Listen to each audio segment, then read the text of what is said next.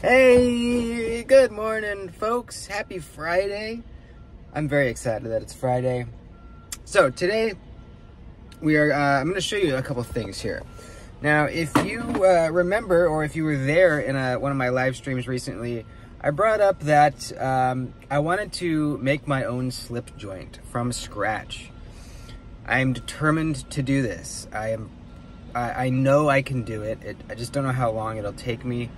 I will do this.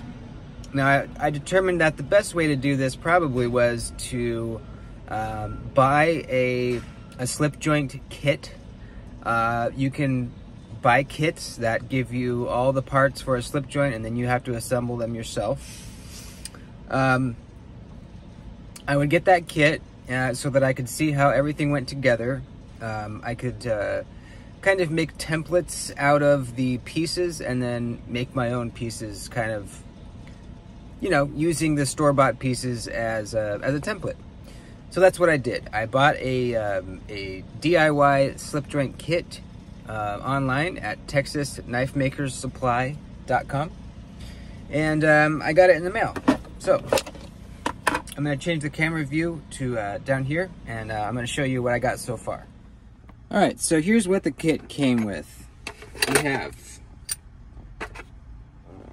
it's a 2-blade, what's it called? Trapper? I guess it's a 2-blade trapper, which I think trappers are usually 2 blades. I could be wrong about that. It's a 2-blade knife with a clip point and a spade blade, which is a really common pattern. So we got that. We have 2 liners plus the bolsters. It's kind of interesting how they did this. The bolsters are actually like spot welded onto the liner already. Normally they would just be pinned, but I believe, you know, they did that to make it easier on you. When I make mine, they're not going to be welded. I'm gonna pin everything. Keep in mind, I'm not making this I'm not using these pieces to make my slip joint. I'm using these as a template to figure out how to make my own from scratch. Also came with the 2 back springs for each blade. All the necessary pins.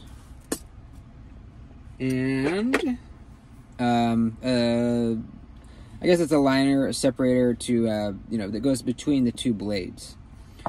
So we can kind of sandwich these together, and you can kind of see how it's going to go.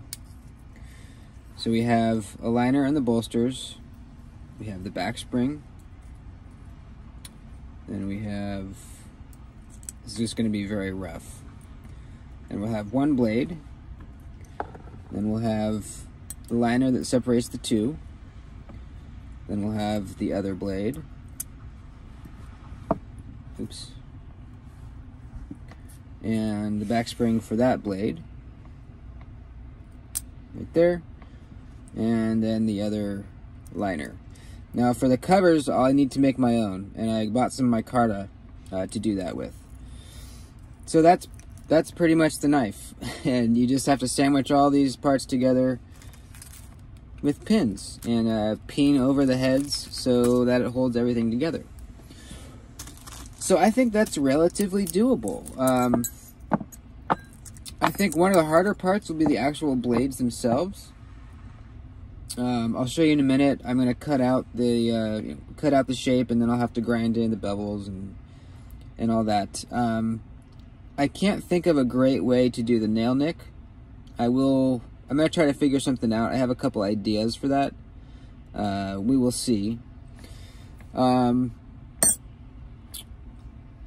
So here's what I've done so far. I've already kind of gotten started. This here is a piece of 5160 blade steel that I've traced out both blade shapes onto. And I've also already drilled the holes right where they need to be. Basically, the hole placement is going to be critical, and the interaction between the back spring and the tang is going to be very crucial as well. Everything else can be, fudged slightly, but that needs to be perfect. So I have this ready. Now, the back springs also need to be made out of a hardenable steel.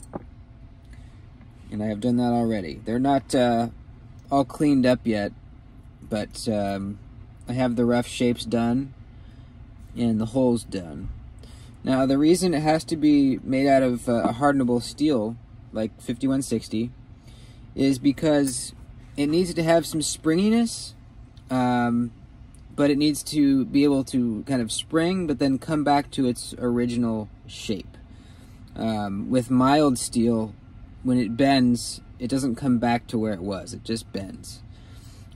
So these back springs will be, you know, heated up, quenched, and then tempered, just like I would with a blade, which is kind of interesting. I didn't realize that until I started looking into this, but it makes sense. So both the back springs and the blades are out of 5160 blade steel.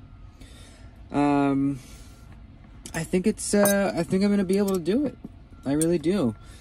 You know, I'm kind of just still going over it in my brain, and we're just gonna kind of go for it. I'm gonna film the whole thing. Not sure if it'll be one video or multiple parts, but we're gonna freaking do this, man. I'm going to make a slip joint from scratch. I am absolutely determined. It's going to happen. I'm really excited. One of my favorite things in the world is trying to build something that I've never built before. It's so fun. The way that I do it is I think it through a bit, but really I just start.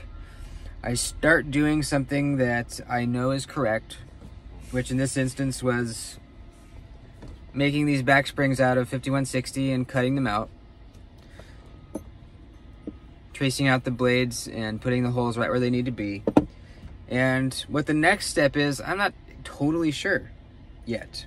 I'm gonna clean these up, get them all nice and pretty and perfect. I'm gonna harden them, temper them, and then probably move on cutting out the blades. After that, who knows? But I just start.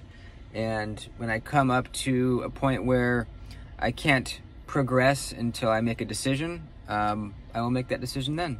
And usually it works out. If I make a mistake, I fix it.